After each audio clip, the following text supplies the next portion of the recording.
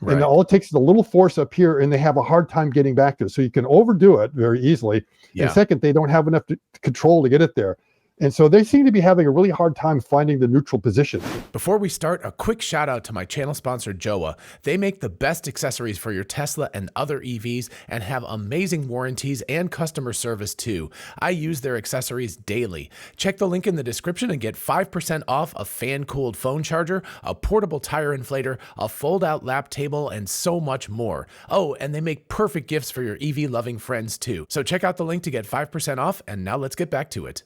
Hey, y'all, it's Dr. Know-It-All. I am once again with Dr. Scott Walter. It's only been a couple of days, but things have changed. You have altered your opinion about Optimus's hand just a little bit, and we've actually had responses from a number of folks out there in the world, including from China, which is pretty cool. It's very, I don't know, it's humbling to actually have people paying attention around the globe. So anyway, welcome back once again. And yeah, let's add an addendum. Is it a hand-dendum? A hand-dendum? Yeah. Yes. Okay. A hand-dendum, something like that. So, okay. So for those who kind of wonder what we're talking about, it's this video right here. All right. Gloves off. Pow. Gloves off. Exactly. Where we talked about it. So you can take a look at that. Otherwise, if you don't want to, you can always read about it here. Yeah. Brush up on your Mandarin right there. Yes, exactly. Notice they kind of got you with your eyes closed. I know. Thanks very much, in guys. here, but you can see they took the whole video and it got turned into an article. So evidently we're kind of popular over in China right now. And I translated it into English in there. It's a really solid analysis of the video. Yeah, it's very good. Very good. Yeah. It's Yes, exactly. So we made it across the Pacific with this particular breakdown. But as usual, it seems like the takes are never over. So I try to not do a hot take to avoid maybe not noticing something. And then, sure enough, I was still obsessing about a few things and then said, okay, we need to go ahead and had an addendum because I think there's a few things I may have got wrong. And now I want to kind of correct the record on that and something else at the end. So I had a discussion with a friend about the hand overall, and he kind of raised the possibility. He says, where did that whole 22 DOF come from? Because as you know, we've been kind of wrestling to try to figure out where the 22 degrees of freedom are. And I said, it's been mentioned by Tesla many times, it's there. And then there was kind of some questioning of it. And then there's like this Mandela effect kind of comes in. There's like, is my recollection all wrong? I'm pretty sure, and everything else. So I decided, you know what I need to do is I need to go ahead and actually verify it and make sure it's not like a rumor that we somehow accidentally started, within the community. Yeah. And so what I did is I said, okay, Grok, go out and find all the references to it. And it showed me a bunch of references, all strangely around November of last year. Yeah. So just about a year ago. And in which there's clearly a lot of quotes. And I said, okay, good. It's really solid that you see Elon, Milan, and even Tesla Optimus team in general was posting the fact there was a 22 DOF hand and everything else. Right. And then I went to click on all the links that Grok provided, and every one of them was a dead link. And then suddenly I'm like, oh my God, it's not hallucinating, is it? So we might be in a little bit of trouble here. And I'm really starting to thinking, wait a minute, what's going on? So finally I reset Grok and did another search, and I was able to find this nugget.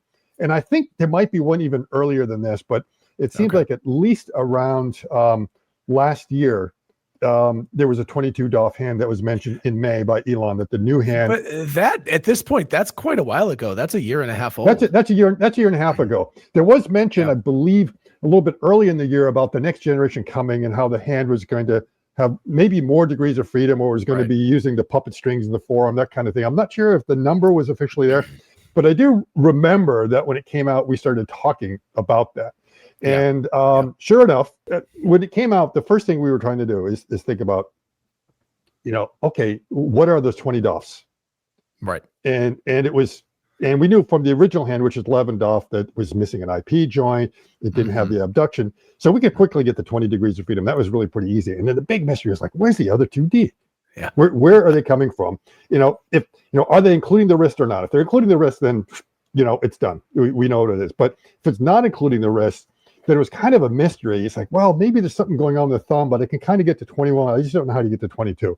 So it wasn't until we actually saw the hand at We Robot, that we then get the opportunity to kind of know that. So when we finally get this picture here, I went through and labeled the whole thing, and it took me a long time to figure out exactly what the $22 were. Now, seeing the fact that what's the fifth metacarpal, or just under the pinky, there was an additional joint there. That's like, okay, that's one, but where is it in the thumb? And we're looking and looking and looking at the thumb, and it was really hard. I mean, we could see the opposition was there. We could see like some sort of flexion, and then I assume it's like, well, there must be something here that's like a rotation about the thumb. Right. Wasn't 100% sure, but it's like, that's the only way I could kind of get to it. It had to be there.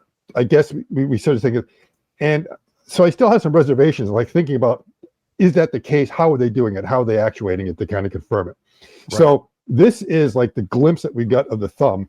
Yeah. And trying to figure out what's going on. And there's a lot to talk about what's going on there right now.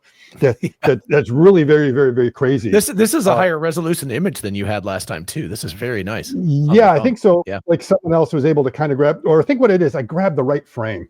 Yeah. That wasn't blurry because I went through like frame by frame. Oh, blurry. Oh, that one's not. So I was able to get it. So we can see a lot of what's going on here. And as I just was looking at it again and again, trying to understand the structure, but suddenly some other light bulb went off. Okay. We're going to come back to this. Okay. So here I am. I'm a crafty storyteller. I've just kind of set the whole thing up. Off another chapter, and we're going to come back. You've dropped the hook, and now people have to stick around. You're going to have to stay in. Yes. So, the first thing is remember we talked about what was going on down in the MCP, which is the joint right here down, basically, if you want to call it knuckles, where it comes in on the palm. Yeah. And we identified what are the abductors and where the flexures. So which are the ones which are the flexures? The flexures, I thought. Yeah, for flexion. For internal flexion. Well, for closing is red.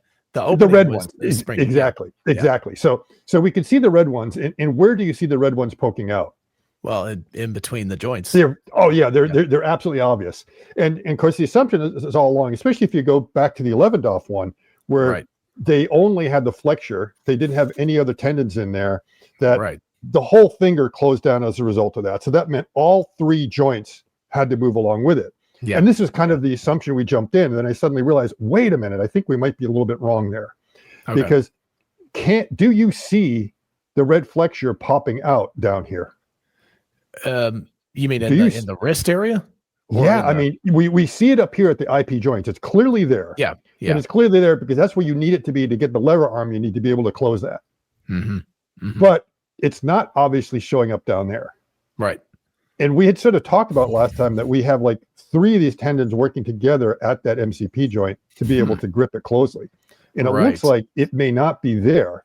So, zooming in, it's very, very hard to find where that tendon goes. It seems to be back in there somewhere. There's like a little red speck that you can kind of see. But if there is, that means it's taking a really weird path because it's going back behind and around. It's going back behind it. It's not taking a straight line path to the wrist, which is interesting. Yeah. Right. So what that means is it's probably not actually causing any flexion at that joint. Oh, okay. Now we can unshare for a second here, and so it's like a double pull. So you use the black and the blue one to do the closure of these. Yeah. So now the thing you remember is that with the original hand, when you pulled on the tendon, everything kind of closed like this, and the result is that you got this kind of clawing motion when you went to close. Right. And what you would like to do is to be able to have like a straight line and then be able to do this. To be able to get that control. So everyone has been working on it, and some of the mechanical based linkages are actually designed to do that you first close like this and then you slowly come down like that. Yeah. Now in this case, because the flexure is actually designed in a way to not cause any flexion here, but only at the other two joints, it means, and I can really only do it with this finger pretty well, is that you can do the other two and not do that, and then you can close this one. So that means you can kind of close and then put this, or you can even do it straight up now. Now, there's going to be, people say, well, wait a minute. It's like, as you start to pull this thing down, the chances are it's still going to have a little bit of lever arm and it's going to move it back that way. Right. But it's pretty critical because you think about a trigger for a power tool. Like that. You need that ability. You need that. Yeah. But the other thing to remember is that while there is not an extensor tendon there, there is something that looks like a tendon, which is actually like a big rubber band. Okay. Right. And that big rubber band basically is holding that in place. Yeah. So when you start to do it, what's happening is that these guys are putting way more torque up on those IP joints that are able to fight the effect of that rubber band, whereas this one does not stand a chance. And it's probably set up to be almost in center. So it's providing very little, if any, torque there. And of course, the more you, now my suspicion is that rubber band could be in 3 sections. Because I mean, we clearly see it when the hands are like this, that you can see these big white rubber bands coming on through there. Yeah. Because of the amount of stretch that must be involved in there, I don't think there's small segments. I think it's like one long band that's going on down here. Right. So otherwise, you're going to be getting like, other things expanding like 300-400%. I don't think so. Yeah. So what that means, if they're stretching up here, it's putting even more force down here. So that as you begin to do this, it's even like pulling that thing back more to make it even harder for that flexion to come in. And then finally, you use these abductors to be able to go ahead and pull yourself down for it. So that kind of is like, okay, the control of flexion at the NT joint is done very differently. And that discovery kind of come from realizing that the routing of that red joint of the red actuator through the thumb was clearly central in a way that it's not out there to do it. Yeah. So that's part of how the thumb goes in here, and why I said let's go ahead and look at this first. There's some other things that we can probably talk about, and we'll come back to this a little bit, but I'll continue the slideshow a bit more to give us a bit more background here. And that is, again, going to this. So the aha came back when I looked at this video yet one more time. Right. When you see he's pulling on it, and which joints are flexing? Oh, is it only the top two? Yeah. Oh. Now he is holding the proximal phalanx. Right. But it's probably because it's not going to bend down there. It's a little bit easier. So he's not really testing that it's working down. Well, and also notice if you look at where that cable is coming out, it's coming out the back of the knuckle at the bottom, which is opposite of where it is on the top two, which is in the front. So Yes. Oh, interesting. Yeah. All right. So we've been able to learn quite a bit from that.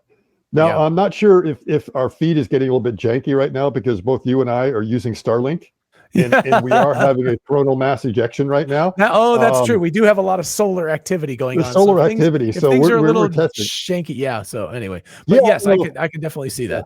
Yeah.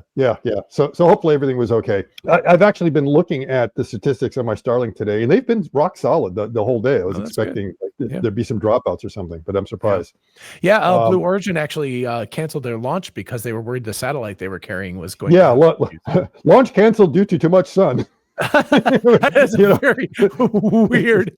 But actually, it's the right choice. It really is. Like the last thing you want to have is that the main thing is, like, I can go on about that cruise ship and the captain and like what was going on there. That's kind of crazy. There's no excuse for that.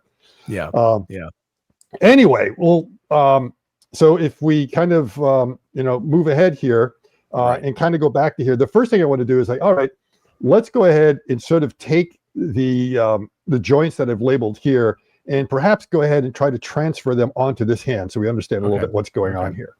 And before we do that, the first thing to notice is that we can follow the red flexure through here. We can see it goes in through here, and then it disappears and shows up over here. Yeah. And then we can see that, well, wait a minute, we don't see it over here, but we do see the black and the red, which are normally doing the abduction. The black and the blue. Black and the blue. Yeah, the black and the blue, sorry. The black and the blue. They usually are doing abduction, and it gets really weird down the thumb, the termination, what they call abduction and everything else. And I'll kind of get into that when we look at the labeling. And then back here, we can see what is a single. And I looked at this at many different ways. I was wondering if there could possibly be two of these white sort of rubber bandy things going on through there. And there's really just one to hold it in there. Now, if you look at that, you get the impression that this is just balanced on a fulcrum there, and that these wires here are kind of holding it in place.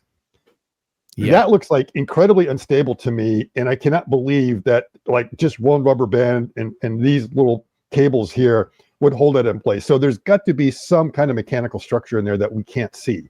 It's just it's going to be rocking along there. They've got to make open up the space, but there's got to be some internals. And part of the internals is a thing that's routing that thing through that we can't see, which means that the red does not cause any flexion, which is why I said, oh, wait a minute, I bet the same thing's going on up there. So that's kind of, I think, the correction to make that we can see the mechanism. Now, it's really interesting how it takes like a very weird path, but it starts to make sense when you talk about needing to be able to curl their fingers in different ways. So yes. And this is where it gets weird. So I said, okay, let's finally find out how many degrees of freedom there are in the thumb and everything. So the MCP, this video should be called "In Quest of Degrees of Freedom." Yes, exactly. So the base joint of the thumb, which is called the CMC joint, has 2 primary degrees of freedom. So I was actually surprised to see that's what kind of popped out on checking this out, because the debate is like, is there really 2 or 3? It's like primarily 2. Right. But while it's 2, it gets like this illusion that there could be 3 there, or maybe more. Okay.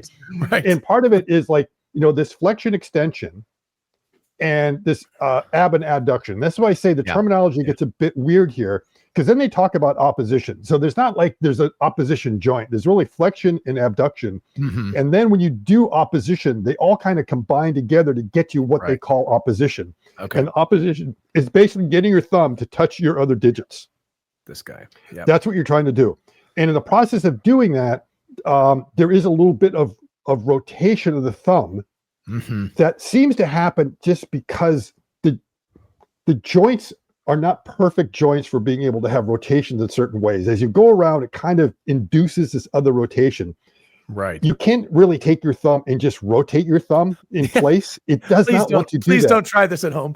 However, you will notice that as you kind of do opposition to your thumb, that your thumbnail starts pointing in a different direction, which means you're kind of getting a rotation. And that rotation is actually important, because if you look at a lot of robots, and we can unshare for a second so you get the understanding of this, is that if you look at a lot of robots out there, when they try to do the opposition, they're kind of touching like the side of the thumb or something like that when they're coming over to try to do it. And the reason is because they're not rotating the thumb just right. So we're able to do that more pulp to pulp rather than on the side, because we have a little bit. And it's like, it's not a controlled degree of freedom. It just sort of happens as we go around, because it's almost like there's a cam mechanism in there that forces that. Right. So this is why it's a bit weird when you say, how many degrees of freedom do you really need in the thumb? And most people are doing the bias, like, you only really need 2. But the reality is you sort of need to be able to get 3 in there. So that means there probably is a 3rd joint there. It's just figuring out how they do that. Yeah, and that's you could call it 2 at a very, very specific angle that allows that effect. Yes. It's a partial 3rd degree of freedom. Exactly. So, so again, we can go back and get an idea of what's going on, to kind of look what's going on. So again, you see like this blue line right here, I'm calling opposition, and it might be that could actually be called more of like your abduction. Not so much, even it looks like opposition, because when we look at them, I guess you still have official abduction and adduction with your thumb anyway. So you do, because abduction should be kind of, it depends on where your thumb position is. That's the thing. It's a weird angle. So we're trying to come up with a mechanical way of doing it, and labeling these axes is almost a mistake. Because it's kind of doing something else. And the reason is because when I get back into here, and again, we're looking at that same kind of axis here that's going to be calling the opposition, is that this here that's moving, the movement of that is technically like flexion of the thumb, because it's the same direction. The only difference here is that they designed it so that you have control of this part of the flexion over that one. It doesn't happen at the same time, but they're all kind of moving in the same direction. Right. So that means that there's going to be something else in here. So when I go ahead and throw those labels on there, so here we go, we can see what I'm calling the opposition, which maybe I should call it abduction. I'm not sure. Maybe a biomechanicist can come out here and correct me on the record on this. So I'm just going to say, I'm sticking my neck out on here. But the main thing is there's a blue line here where things rotate around. Okay. Yeah. And we're calling that opposition, because for the most part, that's what it's helping you do. It's helping you do the opposition, and reposition, which is basically mean go backwards. And then you have flexion extension, which in extension just means flexion in reverse. And then we have, what is this? So we have the flexions that are going down along here. And again, it gets kind of weird, the naming. This is what they call the MCP joint, which is normally the MCP joint up here. And you'll notice there's no pip joint. So this is kind of the pip joint, but because of evolution, skin came around here, and technically the MCP is kind of where the digits meet the skin and the palm. So that's why you like sticking up above the skin, you only see one IP joint, whereas with the digits you see two, but the other one's kind of buried down here. So in some ways, the CMC joint you can almost think of being like the MCP joint. The terminology gets all weird. So if everyone's confused about why aren't you calling that the pip, it's like, take it up with a biomechanist, not me. Right? Well, actually, when I teach human character rigging, of course, we always have to think about that, because the students always want to put in 2 joints for the thumb, and I'm like, oh no. No, one of us there's still 4 down here. And what's worse is this is called the first metacarpal, when that's really the proximal phalanx. And what ended up happening is that things evolved. There's like some tiny little bone down here, which is what ended up happening to that as it moved down there, the phalanx. But okay, so that's the terminology. I'm sticking with it. The main thing is that this green thing looks to be like a rotation about the thumb. Yes. And the big mystery is how the heck are they pulling that off? All right. And what does the mechanism look behind there? Because things get weird. So I think we can zoom in a little bit more to get an idea what's going on in the mechanism. Nice, too. So here again, and again, I looked around here from every angle, and I only see one rubber bandy kind of thing here. We can see it poking up there as well. Right. So that is the extension. That's the extension. That's the extension. Yes. So the extension is basically built in. See, you can think of the extension as like having its own muscle. It's like, and so if you take the tension off, everything will kind of return to the system. Right. Now, and down of course, here, the blue in the front is, oh gosh, I can never remember abduction. I think that's the ab. I think it's the ab, and then the black is the ad. And the black is the adduction. I can never remember which one's which. And then the red one, of course, is the flexion, and then the green is special for the thumb and the pinky. Exactly. So the green one is what allows it to rotate along here. The question is, okay, the green one gives you the opposition, but what gives you the reposition? What causes it to go back? Oh, that's interesting. Because do you see any rubber bands in there? No, that's okay. What I see right here is something that looks like a torsion spring here in here. So I think along that axis. Can you show with your mouse or? Oh yeah, I'm showing with my mouse. You see my mouse moving? I'm not seeing it. No. If you click on the PowerPoint slide, I saw it a second ago. Okay, let me click on it again. Yeah, I can see it now. So go. Oh, that's interesting. So there you go. Now I can see it. I think you must have gone off the. I don't know. Anyway, okay. Now I can see it. Okay. So we get it. So right now, between the green and the red, you'll see there is something in here that kind of looks like a spring. Yeah. And also up here is probably something that looks like a spring. So that way they get nice distribution of the torque along here to be able to get the reposition going back. Then we see there's some kind of channel here that allows the red tendon to snake through here, and then probably right up to the middle here. So there's probably something. Yeah. And then the blue, we can see how the blue gets routed around. The black is going around the backside there. And then the big question was like, why this big open space? What's going, why is interesting? And then I realized, remember all those blinking LEDs we saw? That means there's got to be wires. I mean, we saw blinking LEDs also in the thumb. So somewhere in there, we're speculating that there probably are some encoders or something to measure the positions of these joints. And of course, there's probably also touch sensing and stuff like that. So that means this is probably the gap that they have to allow them to be able to run those services up through some kind of channel here that's really hard to see. Okay. And if I the go red, here, the red cable is clearly going through that same channel as well. That part where the two of them kind of meet like that. Yes. Now, so we go up here, we can see that kind of goes up here, and we can see a little bit of structure. It's a little bit hard. It's a little bit shaded here, but it looks like something's kind of open and stuff like that. Now, it's very clear it kind of rocks right there in that fulcrum.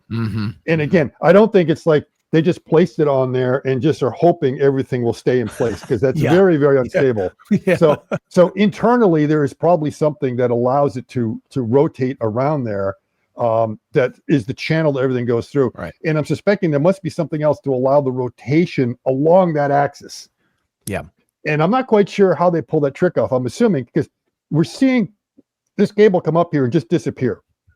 I don't think it's necessarily potted there. I mean, it could be. They could have a ferrule on the other side that kind of holds it in place, or it might come around and on the inside be doing something, getting wrapped around, literally getting wrapped around its axle, and on the other one wrapping around it on the other way. And it's possible that if you only tug on one of them, you cause it to kind of rotate a little bit. Now, we're not talking about a whole lot. I don't think you're getting like 45 degrees plus or minus of this. You might be getting 5 degrees I don't know that you'd be getting a whole lot, but it might be just the amount that you need when you do it. So if both of them are together, you're just getting what I think is the flexion. And then when they are doing only one of them, you don't get ab and adduction, you get rotation, I think, in this case. It's just because there's got to be some way they're doing it. And again, we got to get to 22. And I don't see how you get to 22 any other way without that. So, now that we verified that they keep on saying 22, I have to check with Grok is like, when's the last time they said 22 to make sure they didn't change their mind? Yeah. So that's where we are. The other thing is I'm assuming the next version of the hand will have the same DOFs and maybe the same number of actuators. The only reason I say that is that the recent comments that Elon had made back on the All In podcast, where he mentioned like the number of actuators in the whole arm. And remember, I was trying to think, was that in the forearm? Was that in the whole arm and stuff like that? And from it, we've been able to see that the number he gave was like a correct number for the whole arm if you have 17 actuators for the hand. Okay. And if that, then the math works out. So if he's using a number which is referring to because he's kind of talking about the Gen 3 at that point, right? I'm assuming the number he was talking about is the same one, and so it doesn't mean it won't change. It might be that's kind of what it is, or it might be that he's really just quoting. It's like that's what was in the Gen 5, and that's the one that's top of his head. So, again, a little bit of speculation on my part on how that's going to be. So, so that's it. Right there, as far as that is kind of doing a little bit of cleanup, what I think is going on there in the thumb. And now, speaking of speculation, it's time. Idle speculation time. For some idle speculation. Okay. We'll jump right into my idle speculation. Let's see it. Are you ready? You might remember this post that I put out yesterday. I definitely remember this. Yeah. So we can see when Optimus was standing up on the stage that Optimus was kind of, swaying and moving around a little bit. Right. And I kind of looked at that and I had some thoughts about it and I researched a little bit. And part of it came from conversations I've had with other people in the past about, actuators and how things work. Right. Chatted with a couple other people. They said, well, you could be right. And then doing the research and verifying everything on Grok and putting this out there that, pretty much, the human-like swing is a necessity, not an effect, because without it, the motors will stall because of keeping everything kind of locked in place and can quickly overheat. Now, this actually resulted in a very overheated discussion in the comments.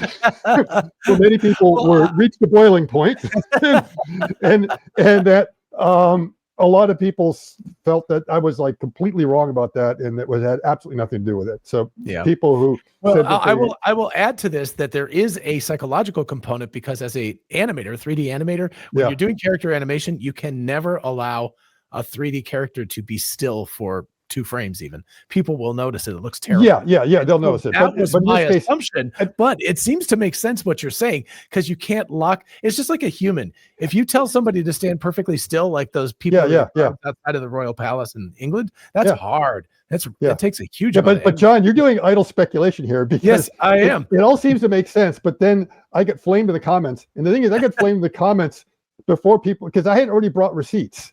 And so my receipts are basically here is that, I double checked with Grok. And, it said that, for a humanoid robot that needs to stand still for long periods of minutes, never, I mean, that's Grok's capitalism, run the motor stalled. Okay. Right. And it talks about, different reasons is that, the heating will go up and stuff like that. And obviously if it's heating, if it's drawing more current than it should, that means your batteries are going to be draining a lot faster and everything else. And it could also put a little bit of stress on the components. And so, that made sense based on a lot of things I know about how these architects work, talking to others and whether that would be the case. And, it even talked about, best strategies and different ways of doing it in there. The ideal one is the gravity-based posture. And we're going to come back to this because I think this is the source of the contention that's kind of going on. Yeah. And then, and then this is another case. I took the post that was there and then fed it to Grok and said, why is Optimus swaying here? And I thought it would say, oh, because it looks cool. And it's like, quickly went into the same kind of thing. So I kind of checked it out from both ways. This wasn't enough for a lot of people. A lot of them said that I had been tricked by AI. Don't ever believe anything AI. That they build actuators for a living. They know what they're talking about. And I just get kind of piled on more and more. So I said, okay, maybe Grok was just wrong. So, so that, I mean, this is like other reasons in there. Obviously number 5 was a human-like appearance, which you would say. So I checked in ChatGPT.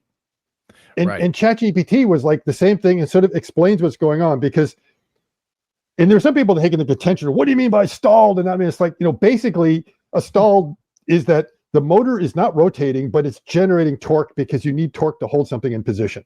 Yes. So you're generating that. And that is like the worst situation for the motor because the amount of current that kind of goes in there, and you'll see the math kind of tells you what's going on in that. If anybody has ever had a vacuum cleaner or something that sticks, and that motor just starts humming and it will actually break after a minute. You can with any if you kind of let it go. And of course it depends on how good your control system and everything else is. And a lot of people are saying that's not a problem for like if it's a brushless motor and this like that. It's like look right in here. ChatGPT is like it's calling it out. And the thing is like when torque is no motion, there's no back EMF, and the problem is it results in full voltage at that point. And when you get the back EMF, it allows it to kind of go down and come and that can cause all kinds of current problems that are worse than just what goes on the motor, but it can be stressing your wiring everywhere. So you can get this cascade event, which you don't want. So you have to be careful to protect against that. And this is the part that I love great when it talked about it, is that this means a stalled motor is essentially a heating element. All right. Hey, turned into a space heater if it's cold inside your room. Exactly. I don't know if you saw today, someone had this brilliant suggestion of taking like the output of your refrigerator and using it as like a space heater. Yeah. Without realizing it's like your refrigerator already does that, by the way. I know. You don't need to like route it in.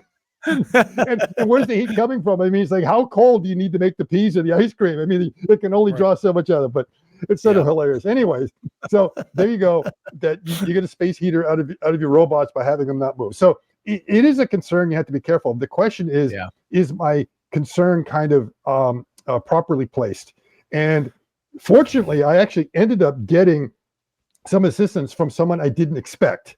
And this was, and he basically put this out on his own. Like 2 days later, I don't think he saw mine at all. There was like absolutely no problem. It's not like I reached out to him and said, "Hey Sam," because we just started following each other. And he makes the stovetops that are induction stovetops. So he knows, I think, a little bit about how electricity works. And you say, the first thing he mentions is this. Yeah. And then I kind of said, man, Sam, you sure you want to wade into these waters? Because man, there's a lot of sharks out there. And it kind of resulted in the overall discussion changing a little bit on some of the posts. And that even David Hans, now David may have replied to me. He's saying, I forgot about that. I think he replied to Scott's latest thread saying the wrong thing again. Now, for those who don't know, David is like trying to build an actuator factory in the US. So he knows a lot. He's been doing this for a long time. So he knows way more about actuators and how I work. And I don't recall him saying anything snarky. David's always a gentleman. So if he said anything, he thinks he said anything offensive. No, he did not.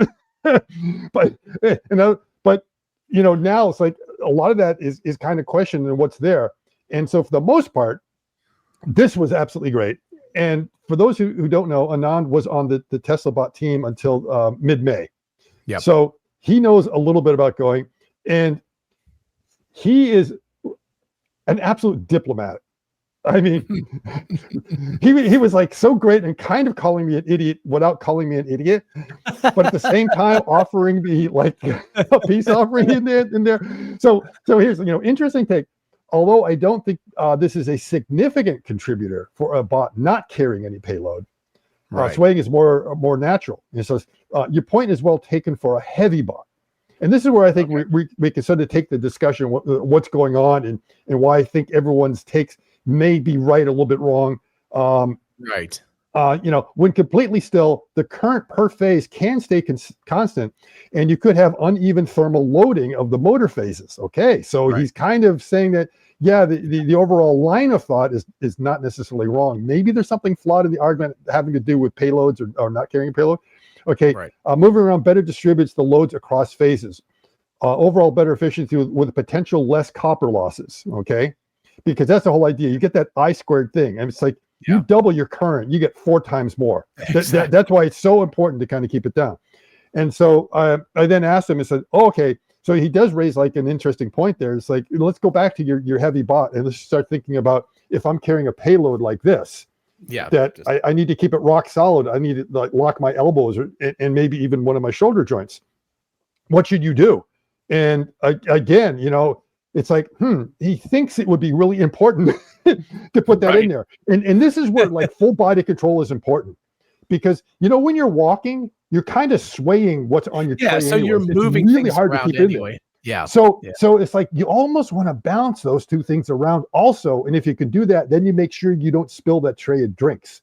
So there's all these things, and it depends upon how heavily geared the robot is, again, on how much, but it's almost like, you do want to get a little bit of that movement in there. So I'm not like completely wrong there.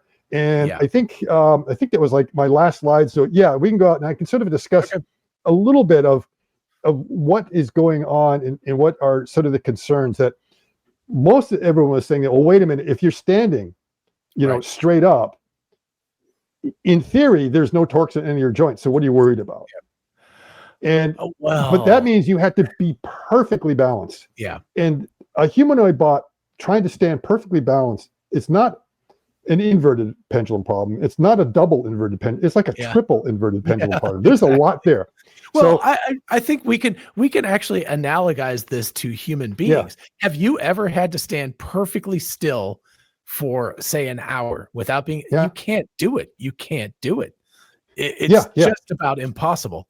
Because there is tension. Everyone talks about locking their legs. And it's like, you're getting to a point that you're not having to create a lot of torque, but there's still something that is a torque that you've got to set up there. So if you could get yourself perfectly aligned, and it's like a statue. So if you're like a statue will balance itself because the center of gravity has, you've got enough static margin over your feet that you can have a little bit.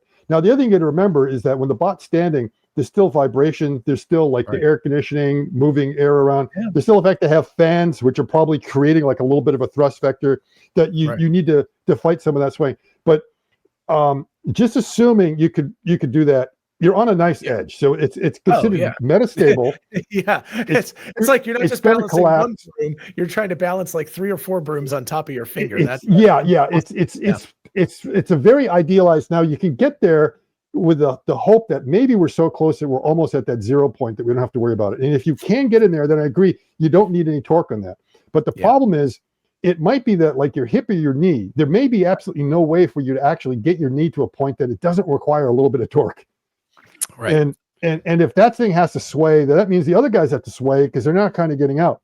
And so it's a little bit better. So again, I feel it's like a good faith argument that's happening on both sides on what's going on. You have to be careful about motor stall. Now, what Anand might be pointing out is that the bot designers are really thinking about part of how do we distribute the payload so that when we want to stand straight up, we are in a situation that we have almost zero or close to zero torque on there, and we may be all right. But as soon as you've got that box in front of you, even if you're trying to stand still, now it's like, I can't get it. It's going to be very hard for me to go back. So I'm probably going to have to like crane my back. So if we think about it, whoop, here we go with the theatrics here, is that if I can stand up perfectly straight, like this, which will be in a very relaxed position. But if you and I are playing, red light, green light, and I'm moving along and suddenly you say red light, and I got to stop like this. Okay. So I can be frozen and I can be balanced.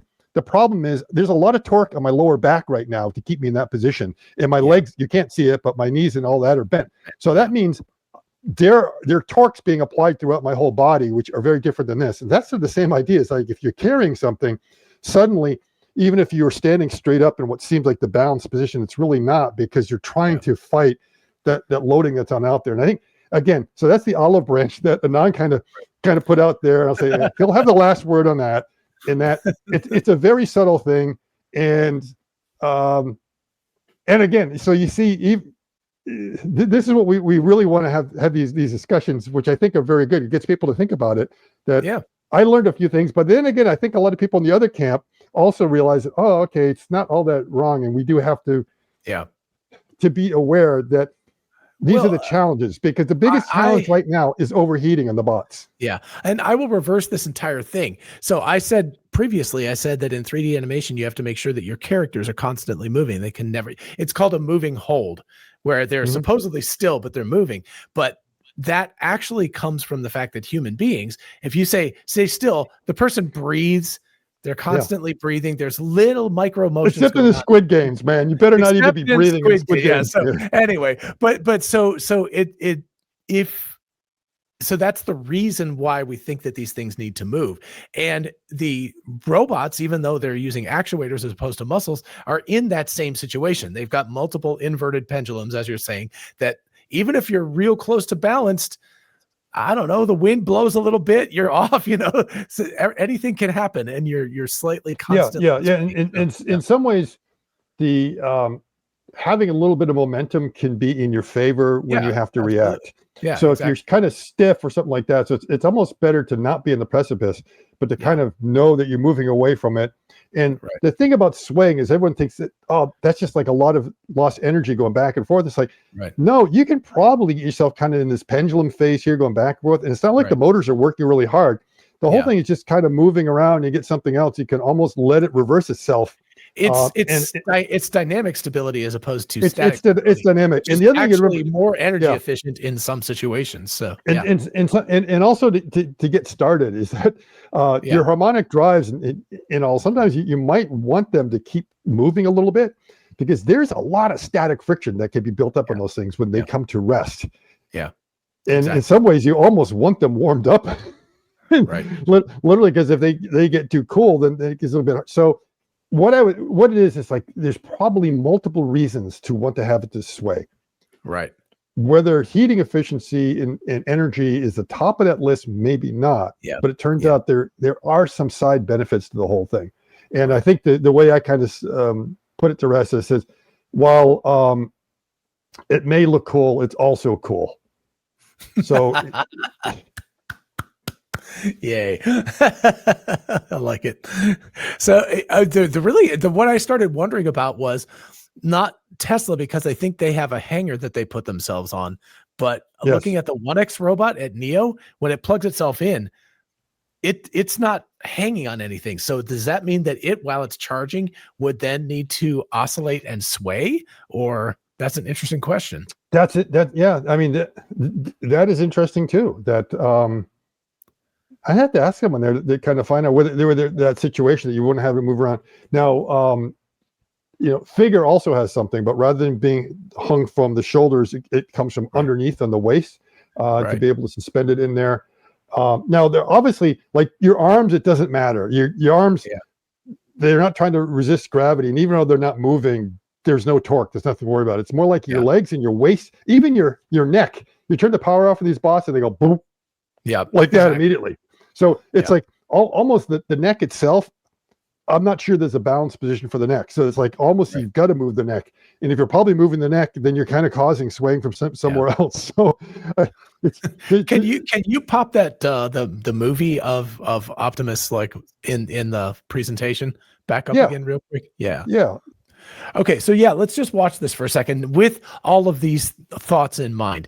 And so the one up front, of course, is much easier to see than the one in the background. But now the question is whether the one in the background is even moving at all. I think it's hard to see because it's so far back. There was a different angle, but I remember watching that one too, and it was moving. So yeah. Now the other thing is that the question is this like an autonomous pose that it's in, or there is still a teleoperator there? And whether the teleoperator is actually swaying around and looking, and whether it's just picking up the unit. So it could be we're all completely wrong about everything here. It's just the operator is moving, and it's moving around as well. But I would think that they probably have it in a position now. Okay, just position and hold, and then the operator can go get a drink of water or whatever. Did we see it at the beginning of the meeting? Did they actually walk out? I was not there, of course, and you weren't Yes, either. they did. They did. So that had to have been autonomous because the controllers, they as far as I understand, do not have the ability to teleoperate walking. So that had to be done, or at least driving it with like a joystick. Well, yeah. They don't walk it, but they have a joystick to move. But yes. But I mean, the balance and everything is autonomous in that case. Yeah. I don't know if it walked. I didn't see it walk up on stage, but it walked from one corner of the stage out. Yeah. Okay. Yeah. At any rate, I mean, the balancing has got to be autonomous. Like it has to be. And John, notice I said it. Yes. So let's talk about gendered robots. Yeah. So not enough people watch that video. I think it's actually kind of important because it could, as soon as Shipeng or Xbox, I asked ChatGPT to pronounce it for me. And is it Shipeng or Hepeng? It's kind of, it's Shopeng. it's something like Xiaopeng, I think. Yeah, like Xiaopeng. I don't know. So I'm just going to butcher it forever. Sorry about that. But these are clearly kind of gender neutral. Figure is a more or less gender neutral robot. Mm-hmm. 1X is more or less gender neutral. So a lot of these companies have, and then of course all the little the Chinese ones, the little guys, the Unitree and Unitree, others, yeah. So they've all been kind of intentionally making them more or less gender neutral, and Xpeng going opposite direction feels like that could be, if that gets taken up by other companies, which I could easily see in the consumer space, that people will want gendered robots. That's going to lead to very interesting consequences. So anyway, there's a whole video about it. You can watch it if you want to, but I think it was quite a well-made video. And I was surprised that it hadn't had more traction in that time. Yeah. And there's either something wrong with the thumbnail, but I thought the title was something that people would find. I did ABC testing on the title. I just looked at it before we started recording. They are literally all 33 1/3. so there's 3 different titles. It doesn't matter which title it is. It seems to be, I don't know, very interesting. So you didn't put Tesla in there. So Tesla should Optimus be gendered. There you go. Hey, then you get the 10,000 views. I'm going to try that. I'm going to start a new test, and I'm going to put that in as the title, and we will see if it suddenly takes off. So the video has nothing to do about Tesla, but whatever. Actually, it does. I mentioned Tesla in there. Mm-hmm. So that's a good idea. I'm going to actually add that to the test, and we will see if suddenly I get a 50% return rate or something. So, all right. Well, thank you so much, Scott. This is, we learned a lot of new stuff. I like your new discoveries about the hand and the idle speculation or idle. I get. Oh, you know what? There was one point that I forgot to bring in. That I was going to get to, and then I slipped too quickly on that. And again, it comes down to the motion of what's happening with the finger. Okay. So right now, it's like if you take your finger and push on it to the side, a tip force over there, then suddenly your finger is going to abduct. And you can resist that. You can come back over like this, and then get it right back in the neutral position. So you want to hold it in the neutral position. Right. Then the reason you do that is that you have, like, you can imagine sort of a tendon right around here that's able to just give you that full abduction the way that you want. Right.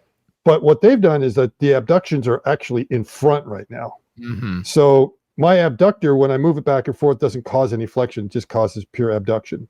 Right. But what is happening is that you have one ab and adductor. So if I need to put in the adduction here, that's actually abduction, to come back, in the case of the Tesla bot, because it's over here, it's going to induce a little bit of flexion at the same time.